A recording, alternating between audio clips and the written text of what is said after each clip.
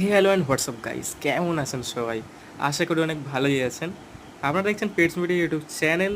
আর দেখতেই পাচ্ছেন আমাদের যে এখানে নতুন একটি বাজিগার পাখি আছে, এটা ঠিক কতটা সুন্দর দেখতে আর কতটা চনমনে, খুব কিউট দেখতে।